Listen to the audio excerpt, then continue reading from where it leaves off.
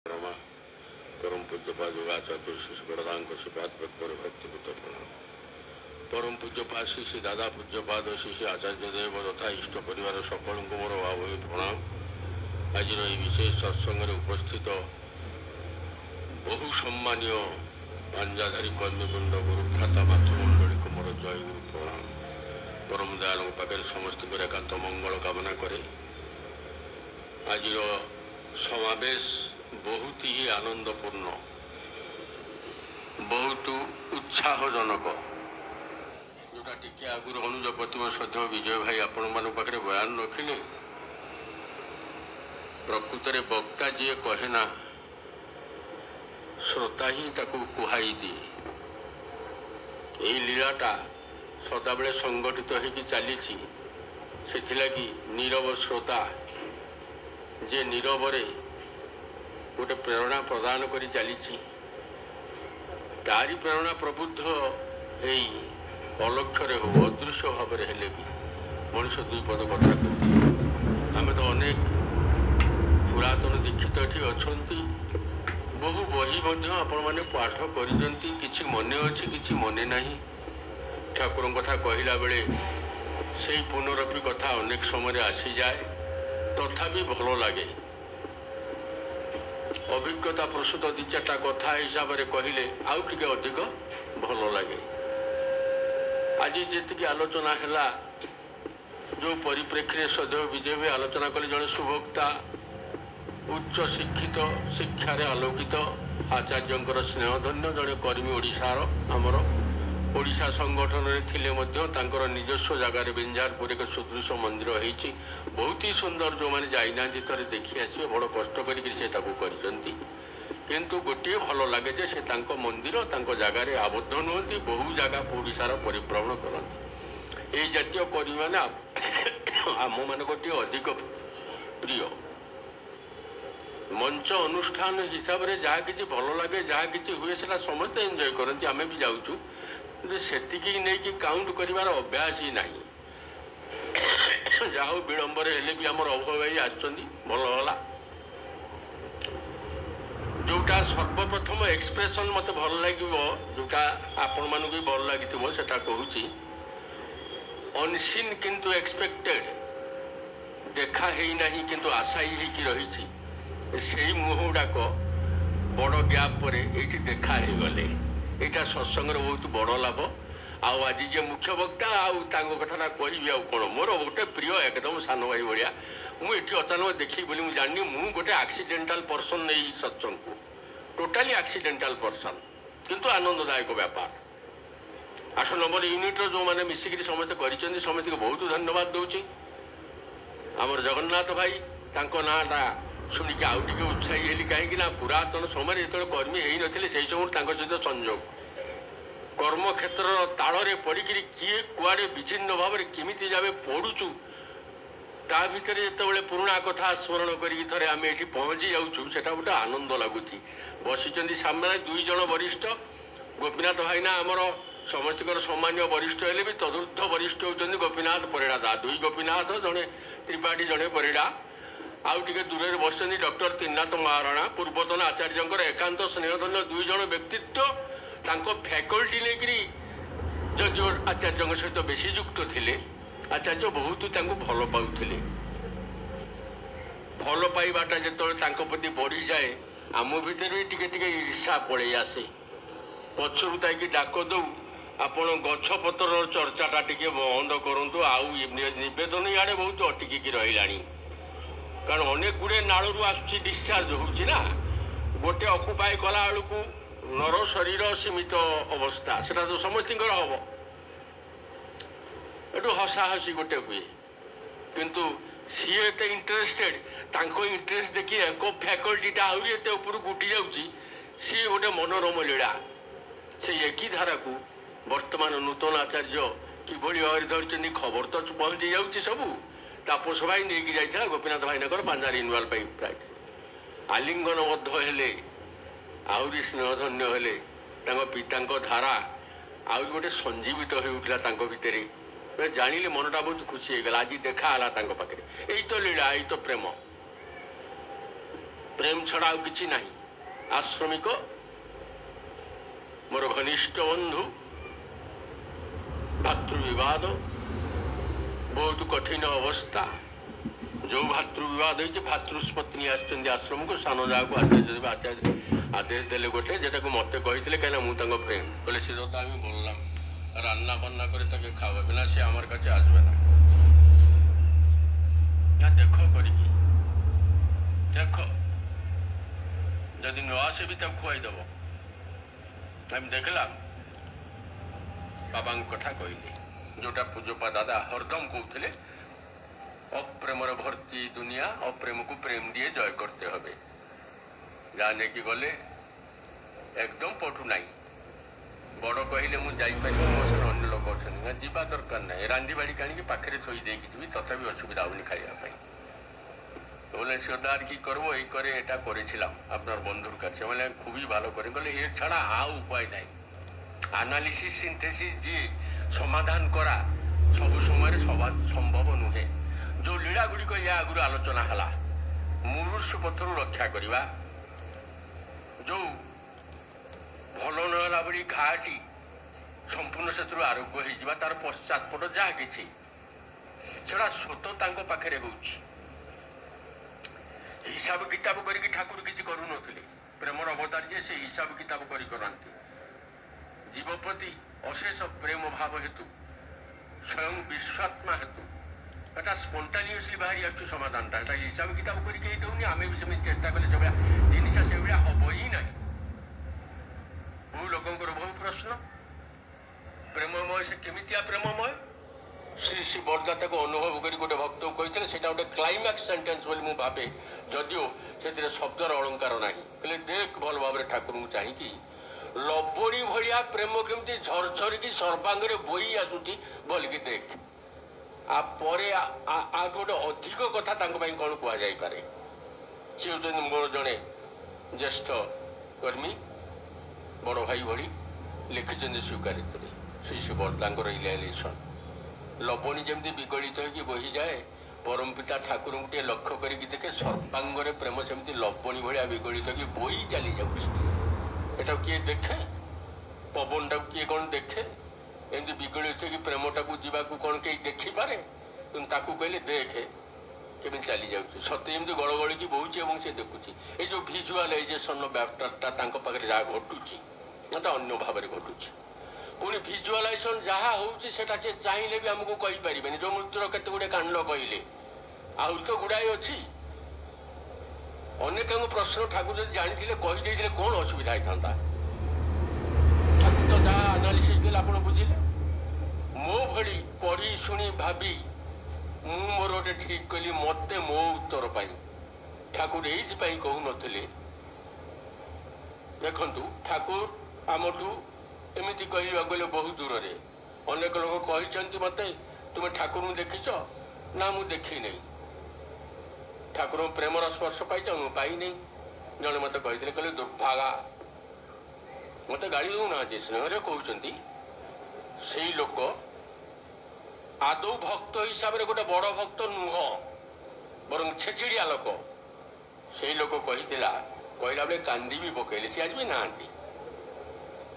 ଲକ୍ଷ ବାପା ଲକ୍ଷେ ମା ଏକାଠି ହେଲେ ଯେଉଁ ଭଲ ପାଇବା ହବ, ସେଇ ଭଲ ପାଇବା ତାଙ୍କଠୁ ମୁଁ ପାଇଛି। କହିଲା ପରେ ଆଉ କଥା ହିଁ କହିପାରିଲିନି। ବୋଲେ ଏଭଳିଆ ଅଧମ ଶ୍ରେଣୀର ଲୋକ, ମୋର ଅବଶ୍ୟ ତାଙ୍କୁ ଅଧମ କହିବା ଉଚିତ ନୁହେଁ ଅନ୍ୟମାନଙ୍କ ଚକ୍ଷୁରେ। ଆର ଯଦି ଏଇ ରିଆଲାଇଜେସନ୍ ହୁଏ, ସତରେ ଯିଏ ତାଙ୍କୁ ଭଲ ପାଇକି ଟିକେ ଟିକେ ଚାଲୁଛି, ତାର କ'ଣ ନାହିଁ ରିଆଲାଇଜେସନ୍ ହବ?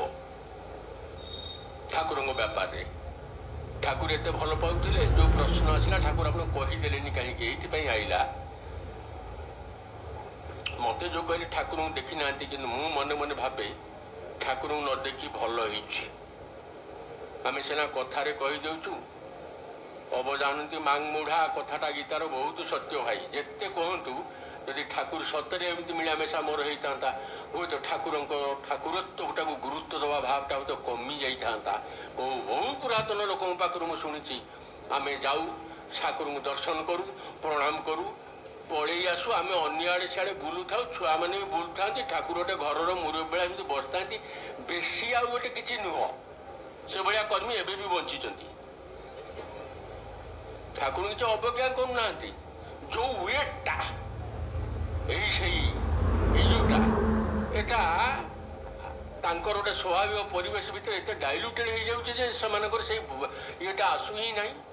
ଠାକୁରଙ୍କୁ ପ୍ରଣାମ କରିବା କଥା, ଜେଜେବାପାଙ୍କୁ ଯେମିତି ପ୍ରଣାମ କରେ ପ୍ରଣାମ କରିଦେଇ ପଳେଇ ଆଇଲି। କିନ୍ତୁ ବହୁ ଲୋକ କରୁଛନ୍ତି। ଏଟାକୁ ଭଲ ଭାବରେ ରିଭାଇଭ୍ କଲେ ଶିଶି ପଡ଼ତା। ପ୍ରଣାମ କେମିତି କରିବାକୁ, ଡିଷ୍ଟାନ୍ସ କେମିତି ମେଣ୍ଟେନ୍ କରିବାକୁ ପଡ଼ିବ, ଠାକୁରଙ୍କୁ କଷ୍ଟ ହେବ ନାହିଁ, 2 ବେଳା ପ୍ରାର୍ଥନା କମନ୍ ଇଏ କର ଇତ୍ୟାଦି କର। ଆଉ ଜଣେ ଲୋକ ହେଲେ ପ୍ରଭୁଙ୍କ କଥାଟାକୁ କହିଦେବା ପାଇଁ ସୁବିଧା ହୁଏ। ଏଇଭଳିଆ ଯୋଉ ଠାକୁର ନ ଦେଖିଛୁ ବରଂ ଭଲ ହେଇଛି। ପୁରୁଣା ଲୋକମାନେ ଯୋଉ ଠାକୁରଙ୍କ କଥା କହୁଛନ୍ତି କଳ୍ପ କାହାଣୀ ଭଳିଆ ଶୁଣିବାକୁ ଲାଗୁଛି, ମଜା ଲାଗୁଛି, ଆକର୍ଷଣଟା ବଢୁଛି। ଏଟା ମୋ ପାଇଁ। ଆଉ ମୃତ୍ୟୁ କଥା ସେଇ ଏକି ଧାରାରେ ଠାକୁର ଯଦି କହି ଦଉଥାନ୍ତେ ଯା ନା କାଲି ଆକ୍ସିଡେଣ୍ଟ ହେଇକି ମରିଯିବ, ସେ ତ ଯାଇନଥାନ୍ତା। ମୁଁ ନିଶ୍ଚିତ ଭାବରେ କହୁଛି କାଲି ଆକ୍ସିଡେଣ୍ଟ ହେଇକି ତୋ ମୃତ୍ୟୁ ଯୋଗ ଅଛି, ଯାଅ ନା, କାମ ଛିଡ଼ିଲା ଗଲା। କିନ୍ତୁ ସେ ଯିବ ନାହିଁ, ସେ ରହିବ ଏବଂ ବଞ୍ଚିଯିବ। ନିଶ୍ଚିତ ଭାବରେ ବେଶିରଭାଗ କ୍ଷେତ୍ରରେ ଗୋଟେ ପଶ୍ଚାତ ଚିନ୍ତାଧାରା ଆସିବ, ଠାକୁର ସିନା କହିଦେଲେ ଚାଲି ଯାଇଥାନ୍ତି, ଛତ୍ରଗଣ ମରିଯାଇଥାନ୍ତି। ଏଇଟା ଆସିବ। ନମ୍ବର 2, ମରିଗଲେ ମରିଯାଉ, ଜୀବନ ମୃତ୍ୟୁଠୁ ଭାବ ଆଉ ବହୁତ ବଡ଼। ଜୀବନ ଛାଡ଼ିଗଲା ବେଳେ ଥରୁଟିଏ ତ ଯିଏ ଅନ୍ତତଃ ମୁଁ ଭାବିବି ଠାକୁର କହିଥିଲେ ମାନି ନେଇ ଆଉ କିନ୍ତୁ ନୁହେଁ, ଏଇ ଭାବରେ ସେ ବିଗତ ହେଇଯିବ, ଅନନ୍ତ ଜୀବନ ଲାଭ କରିବ। ଯଦିଓ ମୃତ୍ୟୁ ଗୋଟେ ଦୁଃଖଦାୟକ ଜିନିଷ, ମୁଁ ମୋ ହିସାବରେ ଚିନ୍ତା କରି ଏଇଟା ଦେଖିଲି, ବୋଧେ ଏଇଥିପାଇଁ କହୁନଥିଲେ। ତାର ଛୋଟିଆ ଉଦାହରଣଟିଏ ଦେଇକରି ଠାକୁର ଦିନେ କହିଲେ, ଆପଣ ଯୋଉ ଷ୍ଟୋରି ଜାଣିଥିବେ, ବାହାରିଥିଲା ମାମାକାଠୁ ଦହି ଖାওয়াବରେ ପାରିସ୍, କପର୍ତ୍ତକ ଶୂନ୍ୟ, ଚୁଟି ଫୁରୁ ଯୋଉ ଯୁବକ ଟିକେ ଉପସ୍ଥିତ ହେଲା, ଖାଇବାକୁ ନାହିଁ ପିଇବାକୁ ନାହିଁ, ଠାକୁର ତାକୁ ଦହି ଦେଇକରି ଇଷ୍ଟଭୂତି ଆରମ୍ଭ କରିଥିଲେ। সেটা আর্টিকেল ଥିଲା আমাকেଠୁ ଦହି ଖାওয়াବରେ ପାରିସ୍, ବୁଝିତେ ପାରିବେ। ତା ପାଖରେ ପଇସା ନେଇ ପତ ନାହିଁ, ସେ ନିଜେ ଖାଇବନି, ଆପଣ ଦହି ମାଗୁଛନ୍ତି ତାକୁ ଖାଇବ, ସେ ଆଣିବ କୋଉଠୁ? କମ୍ୟୁନିଷ୍ଟ ଚିନ୍ତାଧାରା ଲୋକ ହେଲେ କହିବ ତ ଇଏ ତ ଜଣେ ଷ୍ଟ୍ରଙ୍ଗ ଡିକ୍ଟେଟର, ଅପ୍ରେସିଭ ରୁଲର। କିନ୍ତୁ ସେ କେତେ ମଙ୍ଗଳଦାୟକ ରୁଲର, ସେ କାହିଁକି ଭାବିବାକୁ ଯିବ? କେଷ୍ଟଟା ଏନକରେଜ କରି ଠାକୁର କହୁଛନ୍ତି ମୁଁ ଦଉଛି 4 ଆଣା 8 ଆଣା, ସିଏ ଦଉଛି କରି କୌଣସି ମତେ ଦହି ଟାଣିକି ଆଉ ଠାକୁର ଦବା ଆରମ୍ଭ କରିଦେଇ ଦବା ଆରମ୍ଭ କଲା। ବିକ୍ରି ବି ବଢିଲା, ବିଜନେସ ବି ବଢିଲା, ସ୍ୱଚ୍ଛଳତା ଆସିବା ସହିତ ମନରେ ଆସିଲା ଅନ୍ୟ ରକମର ଚିନ୍ତା, ଏହା ସାଙ୍ଗରେ ଆଉ ଗୋଟେ ବିଜନେସ ଯୋଡ଼ିଦେଲେ ତ ଭଲ ହୁଅନ୍ତା। ସେଇଥିରୁ ହିଁ ଚଲତି ଟ୍ରେନକୁ ଦୌଡ଼ିବା, ବୈଦ୍ୟନାଥ ଧାମରେ ଘଷିଡ଼ି ହବା ଏବଂ ଗୋଡ଼ କଟିଯିବା, ଅମକ ହବା ସମକ ହବା ଇତ୍ୟାଦି। ସିଆଡ଼େ ଲମ୍ବା କହୁନା ଚାଲିଗଲା। ଠାକୁର ବହୁତ ଦୁଃଖ ପାଇଲେ। ପରେ ଯେତେବେଳେ ଠାକୁରଙ୍କୁ ପଚରାଗଲା, ଠାକୁର କହିଥିଲେ, ସେତେବେଳେ ମୋ ପାଖକୁ ପ୍ରଥମେ ଆସିକି ଛିଡ଼ା ହେଲା, ମୁଁ ତାକୁ ଦେଖିକି ଜାଣିପାରିଲି ଆଣ୍ଠୁ ତଳକୁ ଶୂନ୍ୟତାର ଆଉ ନାହିଁ, ଆମେ ଦିନେ ଟ୍ରେନରେ ଏଟା କଟିଯିବ। ସେତେବେଳେ ଭକ୍ତ କହିଦେଲା, ଠାକୁର କହିଦେଲେନି। କହିଲେ କହିଲିନି ଏଇଥିପାଇଁ, ଯଦି କହିଦେଇଥାନ୍ତି ଯୋଉଦିନ ମଲା ତା 6 ମାସ ଆଗରୁ ଆହୁରି ମରିଯାଇଥାନ୍ତା, ଚଞ୍ଚଳ ମରିଯାଇଥାନ୍ତା। ମାନେ କେତେ ହିସାବ କରି ଚାଲିବାକୁ ପଡୁଛି। ଦୁର୍ଗାନ୍ତ ସାନ୍ୟାଲ ଯେତେବେଳେ ଅଭିସମ୍ପାତ ଦେଇଦେଲେ ଛୁଆଟା ମରିଯାଆନ୍ତୁ, ଠାକୁର କହିଲେ ଯୋଉ ଅବସ୍ଥାରେ, ଯୋଉ ଜଗସ୍ଥ ଅବସ୍ଥାରେ ସତ୍ତା ଭିତରୁ ଆପଣଙ୍କର ବାକ୍ୟ ବାହାରିଛି, ଏକୁ ପରମ ପିତା ଚାହିଁଲେ ବି ଖଣ୍ଡନ କରିପାରିବେ। 3ଟା ଛୁଆରୁ 1 ଛୁଆ ଯିବ। आपने आज तक इन्हें देखा है कई अवतारों में, वो दिखेंगे अब एक अलग अंदाज में। तेजो, ये क्या बनाया है आपने? आज मैंने बनाया है बैंगन का लजानिया। आज मैंने बनाया है स्कॉच एग। पर क्या है खबर कि एक शेफ भी छुपा है आपके इन्हीं सब सितारों में। ऐसा लग रहा है अग्नि परीक्षा हो रही है। मुझे खाना बनाना नहीं है, मुझे जबरदस्त बनाना है। मुझे डर लग रहा था कहीं डिश अच्छी नहीं निकली तो टूटेगा ये दिल टूटेगा। ଛୁଆରୁ 1 ଛୁଆ ଯିବ। ବହୁ କାକତି ମିନତି ଭିତରେ ଦେଇକି ପିତାର ହୃଦୟ, ଯୋଗୀର ହୃଦୟ, 2ଟା କ୍ୱାଲିଟେଡ୍ ହେଇ ଲାଷ୍ଟକୁ ଗୋଟିଏ ହିଁ ଗଲା। ଏବଂ କହିଲେ ଏତିକି କହିପାରେ, ଯୋଉ ପୁତ୍ର ପ୍ରତି କରିବା କମ୍, ଯୋଉଟାରେ ମାୟାସିକ୍ତ ଅବସ୍ଥା ସବୁଠୁ କମ୍, ସବୁଠୁ ସାନ, ଦୁନିଆରେ କମ୍ ପରିଚିତ, ସେଇଠି ଅନ୍ତତଃ ଯାଉ। ଠାକୁରଙ୍କୁ ବି ଡାକିକି ନେଲେ। ଠାକୁର ମତେ ଡାକିଲେ କଣ ହବ? ଯାହା କହିଛି ସେ କାଲି 11টাରେ ସେ ଯିବ। କେବଳ ଠାକୁରଙ୍କର ଶିକ୍ଷକ ଆସି କହିଥିଲେ ଅନୁକୂଳ, ଯଦି କହୁଛି ଏତେ ବିକଳ ହେଇକି ଟିକେ ଚାଲିଗଲେ କଣ ହୁଅନ୍ତା? ଠାକୁର ଏମିତି କାଇଦାରେ ଗଲେ ଯେ ଠାକୁର ସେଇ 11ଟା ପାଖାପାଖି ହିଁ ଗଲେ। ସମସ୍ତେ ଭାବିଥିଲେ ସେ ଯାହା କୁହନ୍ତୁ ଠାକୁର ଆସିକି ପାଦ ଦେଲା ମାନେ ଏଭ୍ରିଥିଙ୍ଗ ୱିଲ୍ ବି ସଲ୍ଭ ହେଲା। କ'ଣ ଠାକୁର 11ଟା ପାଖାପାଖି ଠିକ୍ ପହଞ୍ଚିଲେ ସେ 11ଟା ପିଲାଟା ବିଗତ ଗଲା। ଯେତେବେଳେ ନିର୍ମମ ଭାବରେ କିଛି ଆସିକି ହାଜିର ହୁଏ ତା ଭିତରେ ବି ତାଙ୍କୁ ଦୟା ଅନୁଭବ କରିବା ବହୁତ ବଡ଼ କଥା। ଆମେମାନେ ବିଭିନ୍ନ ଦୁର୍ଦ୍ଦଶାରେ ପଡ଼ୁଛନ୍ତି। ଯେଉଁ ଲୋକ ଅଭ୍ୟାସ କରୁଛି କଷ୍ଟ ଭିତରେ ଦୁର୍ଦ୍ଦଶା ଭିତରେ ତଥାପି ତାଙ୍କର ଦୟା ଅଛି, ଏତିକି ପ୍ରାକ୍ଟିସ୍ ଯିଏ କରୁଛି ତାର ଭୟ ଦୁର୍ବଳ ହେବାର କିଛି ନାହିଁ। ଆଉ ନିଜ ମାପରେ ଟଙ୍କା ପାଇଲି ତାଙ୍କ ଦୟା ଅଛି, ଦାରିଦ୍ର୍ୟ ଆସିଲା ତାଙ୍କ ଦୟା ନାହିଁ, ଏଇ ହିସାବରେ ଯେଉଁମାନେ ଚାଲୁଛନ୍ତି ସେମାନେ ଫାଙ୍କିର ଅଧିକାରୀ ହେବେ। ଆଇଦର ତାଙ୍କ ଦୟା ଅଛି ସବୁ ଅବସ୍ଥାରେ ସବୁ ମୁହୂର୍ତ୍ତରେ ସଦାବେଳେ, ନହେଲେ ଦୟା ଭୟା ତାଙ୍କର କିଛି ନାହିଁ, ଈଶ୍ୱର ଫୀଶ୍ୱର କିଛି ନାହିଁ। ଯାହା କରିବି ମୋ ପୁରୁଷାକାର ବଳ ହୁଏ। ମଦାୟଞ୍ଚ ତ ପୌରୁଷମ ଦେବାୟଚଞ୍ଚ କୁଳେ ଜନ୍ମ ମଦାୟଚନ ପୌରୁଷମ କର୍ଣ୍ଣର ବାକ୍ୟ। କର୍ଣ୍ଣର ବାକ୍ୟ ଯଦି ପୁରା ଧରିକି ଚାଲୁଛ ଚାଲ, ନହେଲେ ନିର୍ଭର କରୁଛ ଦିଅ। ଠାକୁରଙ୍କ କଥା ହଏ ତପଶ୍ଚରଣ କର ନଏ ଆମୋକ୍ତାର ନାମା ଦାଅ। କଠିନ ଭାବରେ ତପଶ୍ଚରଣ କରି ଚାଲୁ ଯଦି ଚାଲ, ନହେଲେ ପାୱାର ଅଫ୍ ଆଟର୍ଣ୍ଣିଟା ଦେଇଦିଅ। ମିଶାମିଶି ନାହିଁ। ଠାକୁରଙ୍କର ସବୁ କ୍ଲାରିଟି খুব সুন্দর কথা, জীবনীয় কথা, জীবনেশ্বর যে କହିଛନ୍ତି। ତେବେ ସମୟଟା ସିଆଡ଼କୁ ଗଲାବେଳକୁ ପରେ ବହୁତ ଅସୁବିଧା ହେଇଯାଉଛି। ମୁଁ ଗୋଟେ ଇଆଡ଼କୁ ପଳେଇ ଯାଉଛି। ଯେଉଁଟା ଭଲ ଲାଗିଲା ଆପଣମାନଙ୍କର ସମାବେଶ, ଆପଣଙ୍କର ଭକ୍ତି ଏମିତି ସଞ୍ଜୀବିତ ହେଇକି ଥାଉ। ଆପଣ ସାଜସଜ୍ଜା ଖୁବ୍ ଭଲ। ଭାଇମାନେ ଗୀତ ଗାଇଲେ ବହୁତ ମଧୁର ଲାଗିଲା।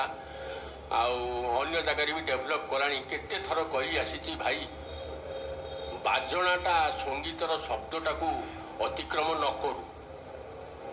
এটা ହେଇଛି ଅନେକ ଦୂର ଆଜି। ଆମେ ବାଜଣା ବି ଶୁଣିଲୁ କିନ୍ତୁ ଶବ୍ଦଟା ଛାତି ହେଇଯାଇନି, ସବୁ ଶବ୍ଦ ଶୁଣାଯାଇଛି। ତେଣୁ ଏକକ, ସୋଲୋ, ସମବାୟ, କୋରସ୍, କୀର୍ତ୍ତନ ତିନିଟା ଯାକ ଭଲ ହିଁ ହେଇଛି। ଆଉ ବେଶୀ ଆନନ୍ଦ ଲାଗୁଛି ଯେତେବେଳେ ବଡ଼ମାନଙ୍କ ପାଖରେ ଛୋଟ ଛୋଟ ଛୁଆମାନେ ଗିନି କରତାଳ ଧରିକି ଛିଡ଼ା ହେଇଯାଉଛନ୍ତି। ଯାହା ହଉ ଡିସେଣ୍ଡାନ୍ସ କିଛି ବାହାରୁଛନ୍ତି। ବଡ଼ ବଡ଼ ଜାଗାମାନଙ୍କରେ ଦେଖିଲୁ, ବିଶିଷ୍ଟ ପରିବାରମାନେ ଦେଖିଲୁ, ଯିଏ କରିଥିଲା ଠାକୁରଙ୍କ ପାଇଁ, ଯିଏ ଡେଡିକେସନ୍ କରିଥିଲା, ସିଏ ଯେମିତି ଗଲା ତାପରେ ଅନ୍ତତଃ ଇଷ୍ଟଭୂତି କରିକି ଲାଇନରେ ରହିବାଟା ବି ସମ୍ଭବ ହେଉନି। ଭାରି ଦୁଃଖ ଲାଗୁଛି। ଠାକୁର ହେଉଛି କହି ତ ଦେଇଛନ୍ତି, ସନ୍ତାନ ରୂପରେ ରୂପ ଦେଇକି ଯଦି ମୋର ଅନୁଯାୟୀ ତାକୁ ଛିଡ଼ା କରି ନ ପାରିଲ ତାହେଲେ ତୁ ମୋତେ ଫାଙ୍କି ଦେଲ। ଏଟା ସବୁଠୁ କଠିନ ସାଧନା। ଅନ୍ୟକୁ କହିଦେବି, ବୁଝେଇଦେବି, ସେବା ଦେଇଦେବି, ସାହାଯ୍ୟ ଦେଇଦେବି, ଟଙ୍କା ଟେକା କରିଦେବି, ମନ୍ଦିର କରିଦେବି, ମସଜିଦ କରିଦେବି, ସବୁ କରିଦେବି, କିନ୍ତୁ ତାଙ୍କ ଆଦର୍ଶ ଅନୁଯାୟୀ ଗୋଟେ ପୁତ୍ର ଖାଡ଼ା କରିବି ଯେ ପୁରା ଖାଡ଼ା ହବ। ଏଟା ସବୁଠାରୁ ବଡ଼ ସାଧନା। ଆଉ ସେଇଠି ଠାକୁର ହାତ ମାରିଛନ୍ତି, କହିଲେ ସେଇଟା ଯଦି ନ କରୁ ତୁ ମୋତେ ଫାଙ୍କି ଦେବୁ। ଏଇ ହତାଶ କେତେ ଗରଣୀ କର୍ମୀ, କେତେ ପରିବାର ଆମେ ଦେଖି ସାରିଲୁଣି।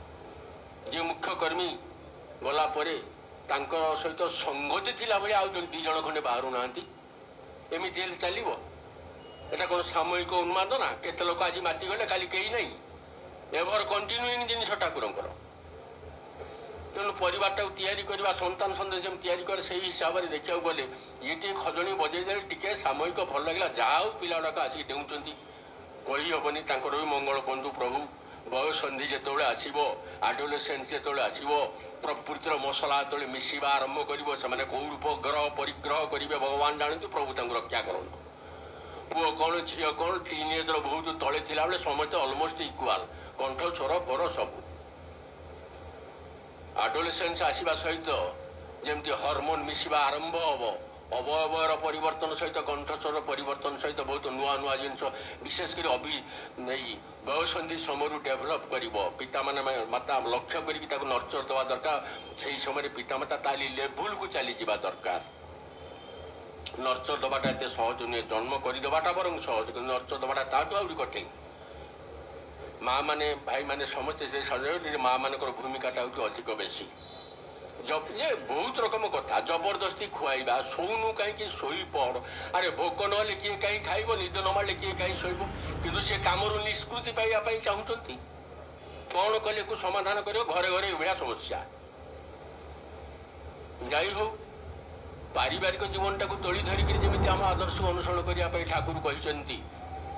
ଆର ଚରମରେ ଗୋଟିଏ କଥା ରହିଲା କେବଳ, ମୁଁ ପରିବାରଟାକୁ ଗଠନ କରିବା ପାଇଁ ସବୁ ଦିଗ ଦେଖି ଚେଷ୍ଟା କରିବା ସତ୍ତ୍ୱେ ମଧ୍ୟ ପରିବାର ସହିତ ଏତେ ସ୍ନେହସିକ୍ତ ହେବି ନାହିଁ ଯାହାଫଳରେ ପରିବାର ତିଆରି ନହେଲେ ମୋ ମନ ଖରାପ ହେଇଯିବ। ସବୁକିଛି ସତ୍ୟ ମନେ ରଖିବାକୁ ପଡ଼ିବ। କିଏ ଚାଲିଲେ ଚାଲିଲା, ନ ଚାଲିଲେ ନାହିଁ, ମୋତେ ହିଁ ଚାଲିବାକୁ ହବ। କେউ ଯଦି ଆ ସଙ୍ଗେ ନା ଆସେ ତୋର ଏକଲା ଚଳରେ। ଏଟା ହେଲା ଚରମ ବାକ୍ୟ। इष्ट परिवार उठा आरंभ कर आम मैंने परिवार पर सबुटी परिवार अच्छी सबुटी समस्या अच्छी कि आचार्य ता भर केमी चलती यही आचार्य तो खुलम कोला कही दौरान पत्नी हो पुत्र हो मोर बयस समय एमाने सेवा देवे जा करेंगे ये करेंगे आशा नहीं कि मुना कि गोटे जिन रखी जेहेतु पति मु जेहेतु पिता मो कर्तव्यटा मुझे करदेवी अभिनेश आम अमुकटा धरबे टरबे ताकू आशा करना लास्ट मुंड पर कहीदे ये हूँ खुल्लम खुल्ला आचार्य वर्तमान समय जाइ हो आज पवित्र दिवस आज गोटे भल दिन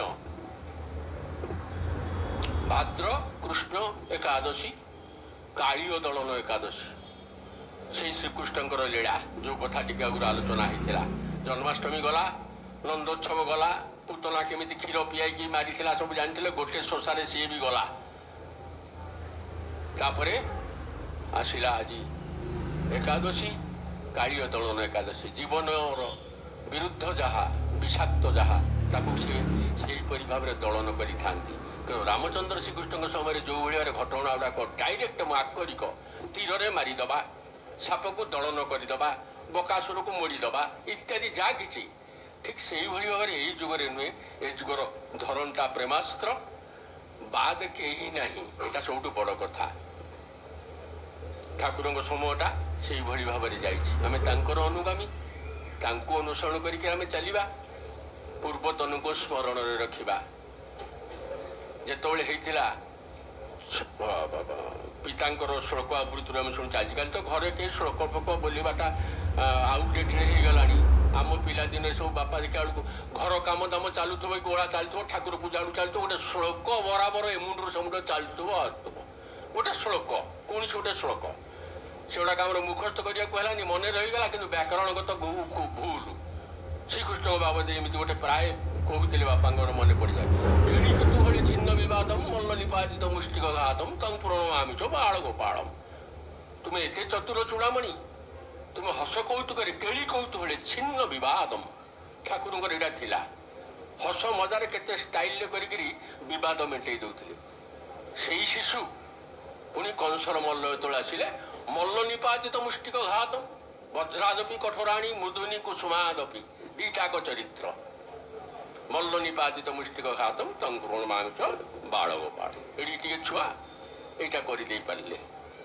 त्रिगुणातीत जे समस्त किसी करपारती एवं से त्रिगुणातीत नवीन रूप आम लाभ कर रास्तार आमको प्रेरित कर चलते नियत आचार्य एवं वर्तमान सत्संग कर्मी सम्मेलन उत्सव मातृ सम्मेलन अवश्य गोटे परिसमाप्ति चली आसी श्रावण परिक्रमा पर सबू सहित आचार्य देव डीपी वार्कर संयोजन कर गोटे वास्तव वार्क भजन करवा गीत गाइबा सबू करवा वास्तव कर्म टे जोड़िकी सहित रखा ओडिशा टे पछेकी विभिन्न जगह जहाँ रिपोर्ट आसूँ मोबाइल जहाँ खबर आसूँ अनेक कले माँ मानकर सहयोग से बहुत बेसी माँ मान को धन्यवाद किंतु गृह प्रवेश करके गृहे गृहे जो पड़ो गृहकर्ता एमती खुशीर सहित आपण मान ग्रहण करते से दिगटा को नजर रखिए गृह प्रवेश बहु रकम व्यापार अच्छे समस्त लाइफस्टाइल एका नुहे सबु जगह आपण सादरे गृहीत हेबे ता भी नुहे तथापि सह्य करिया पड़ो